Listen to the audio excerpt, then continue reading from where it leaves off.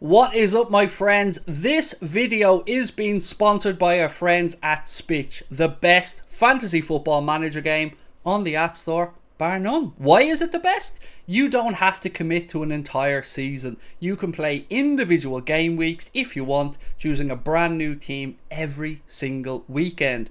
Right now, there's a new season mode where you can win up to £50,000, and there's even a free season mode with prizes of up to £2,500. Seasons mode is based on 34 game weeks, and only your best 5 are counted at the end of the season. There's tons of stats and analytics available inside the app to help you choose your team and give you the best chance of winning. If the money and the gameplay wasn't enough to tempt you, how about Jurgen Klopp being an ambassador for Spitch this season? If it's good enough for Mr. Klopp, it's good enough for me. You must be 18 years or over to play. Use our link in the description below to download Spitch and win money with your football knowledge.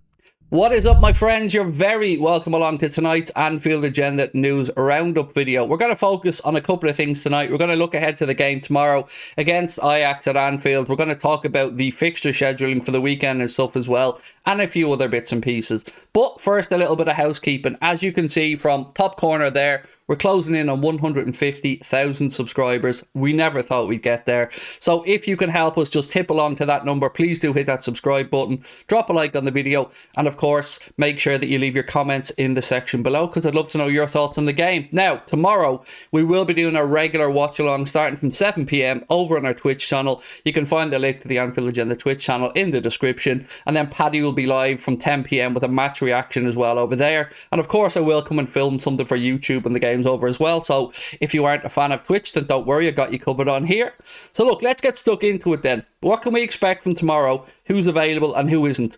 Well, there's no fresh injury concerns other than Andy Robertson, which the manager did let us know about today. Klopp in his press conference was saying that he expects it to be after the international break, so it is what it is. Do you know what?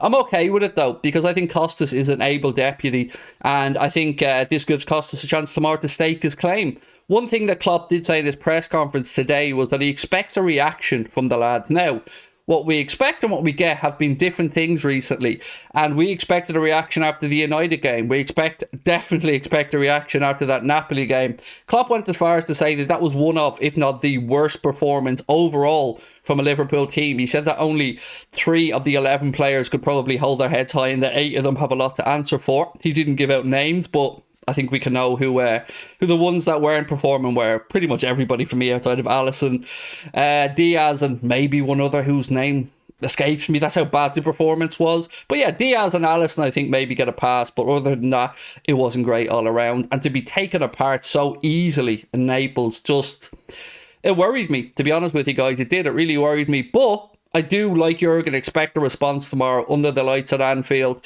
There will be no Champions League anthem played tomorrow night. I believe there will be a minute's silence, obviously, for the passing Queen Elizabeth before the game. And that's about it with regards to tomorrow. I did my preview on my preferred 11. Went for a 2-0 Liverpool victory. And again, I urge you guys to do watch the video if you get a chance. I got through my 11, my reasoning behind it. Don't want to go back over it here because I want to push ahead with other news. But do check it out. It is in our recent videos there on YouTube. So, right, moving on to the fixture congestion, which is going to be a big headache because Liverpool have had 2 league games cancelled now because, yes, if you haven't heard, our game against Chelsea that was due to take place at Stamford Bridge on Sunday has been postponed. There is obviously a huge policing operation to make sure that everything is secure ahead of the funeral on Monday, but all London games haven't been called off. There has been some games that are getting the go-ahead and some games that aren't. I'm going to go through the list now and let you guys know exactly what is and isn't going ahead across the Premier League this weekend. So starting on Friday, September the 16th, Aston Villa versus Southampton is an 8 p.m. kickoff, and that'll be on Sky Sports. Then we have Forest against Fulham, again an 8 p.m. kickoff. Those 2 games are going ahead.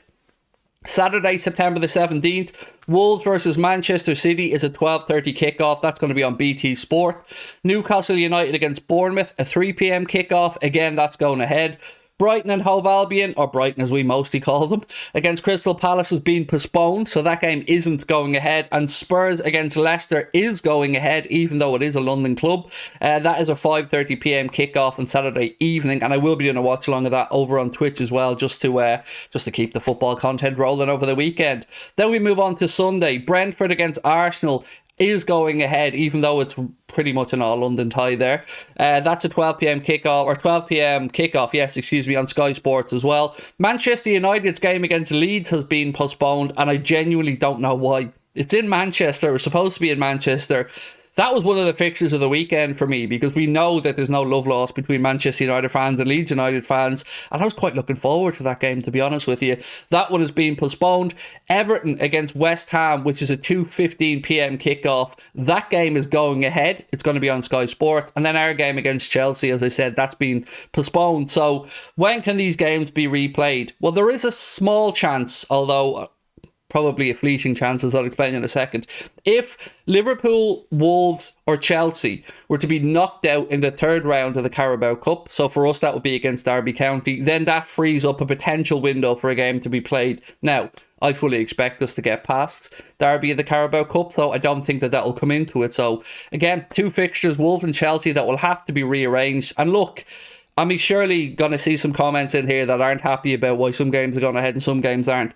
I don't know the rhyme or reasoning for it, to be honest with you. It's way above our pay grade, and all I can tell you is what's been confirmed and what has been, well, denied really, which is us playing Chelsea. That might be a good thing, though. It might be a good thing for us. I don't know if it is or isn't, because obviously Graham Potter has just been unveiled as the new Chelsea manager on a 5-year deal. So they're going to have the new manager bounce, and maybe us getting that game postponed will benefit us. I don't know. Personally, I'd like to have played it, because I can only see a bigger headache ahead with the fixture congestion with the World Cup. Obviously us in Champions League action as well. I don't know how they're going to fit them in, but we'll find out eventually. So that's where we are with those games. In other news, it has been confirmed by the Premier League that they will be trialling semi-automated offside or semi-automated VAR technology. I'm just going to get the actual post up. Yes, the Premier League is today confirmed. No, not that one, Craig. Wrong picture. Sorry. 1 second, folks.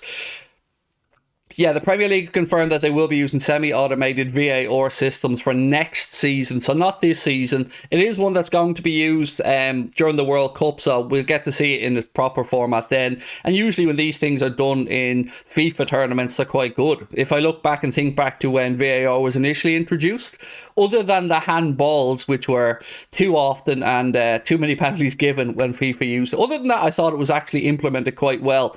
Now, obviously, we've had issues around VAR in the Premier League this season, and I say around VAR, it is about the people that are implementing the rules of VAR. Make no mistake about it. The technology is there, and if applied correctly, it's pretty decent and can add to the game. But when you get 3-4 minutes of looking at a VAR incident in slow motion from 50 different angles, surely that's at the point where we have to say no. Look, if you can't spot it immediately, just knock it on the head and just go with the decision. It annoys me when referees come over to look at a monitor for a handball or a red card incident or a penalty incident, and they're looking at it in slow motion. They don't see it in slow motion in the game. They see it in real time. And for me, that's how they should have to look at it when they go over to the monitor, because they can't spot it with their eyes in real time. Then it's not that obvious, is it? And it isn't that much of an error. So it's always been a bugbear of mine since the introduction of VAR, the slow-mo. I don't get it. The referee hasn't seen it initially in slow-mo, so he shouldn't see it when they go to the monitor in slow-mo. That's my take on it anyway. But you know what? I'm an argumentative SOB, so it is what it is on that one. That pretty much brings me to a close tonight. I am really looking forward to this game tomorrow. Wasn't so much looking forward to the Napoli game, because I had a feeling, and I'm sure you guys did as well, that we're most likely going to see the type of performance that we did, which wasn't great, to be fair. And I want to say a massive thank you as well to everybody who sent messages, emails, Discord posts, loads of stuff wishing me happy birthday yesterday. Really appreciate it. I had a very nice day. Did a little bit of streaming at night time just to keep ticking over as well. But I appreciate all your support. You guys have been amazing since we started Anfield Agenda, and our continued growth is only down to your continued support. So thank you. Do drop a like on this video for me. Hit the subscribe button, and I look forward to chatting with you all tomorrow night, hopefully after Liverpool have picked up an invaluable 3 points in the Champions League. Talk to you soon. Bye bye.